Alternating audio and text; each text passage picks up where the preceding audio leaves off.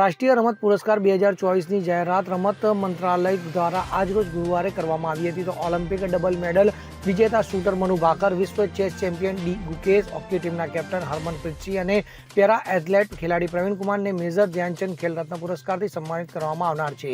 તો આ સિવાય 5 કોચને દ્રોણાચાર્ય એવોર્ડ મળશે, જેમાંથી 2 લાઈફ ટાઈમ અચીવમેન્ટ માટે છે. તો અર્જુન એવોર્ડ 34 ખેલાડીઓને આપવામાં આવનાર છે, જેમાંથી 2 લાઈફ ટાઈમ અચીવમેન્ટ માટે છે. તો આગામી 17મી જાન્યુઆરીએ રાષ્ટ્રપતિ ભવન ખાતે એવોર્ડ સમારોહ યોજાનાર છે. તો મનુ ભાકરે ઓગસ્ટ-સપ્ટેમ્બર મહિનામાં યોજાયેલી પેરિસ ઓલિમ્પિક ગેમ્સમાં ડબલ ઓલિમ્પિક મેડલ જીત્યો હતો. તો 18 વર્ષીય ભારતીય ગ્રાન્ડ માસ્ટર ડી ગુકેશે ગત 11 ડિસેમ્બરે સિંગાપુરમાં વર્લ્ડ ચેસ ચેમ્પિયનશિપનો ખિતાબ જીત્યો હતો. તો હરમનપ્રીત સિંહની કપ્તાની હેઠળ ભારતીય હોકી ટીમે પેરિસ ઓલિમ્પિક 2024માં બ્રોન્ઝ મેડલ અને એશિયન ગેમ્સ વર્ષ 2022માં ગોલ્ડ મેડલ જીત્યો હતો. જ્યારે પ્રવીણ કુમારે પેરિસ પેરાલિમ્પિક્સ 2024માં પુરુષોની ઊંચી કૂદમાં એશિયન રેકોર્ડ સાથે ગોલ્ડ મેડલ મેળવીને સૌને ચોંકાવી દીધા હતા.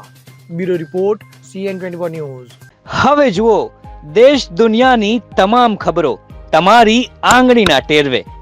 ઉઠાવો મોબાઈલ અને Google Play Store પરથી ડાઉનલોડ કરો અમારી CN24 ન્યૂઝ મોબાઈલ એપ.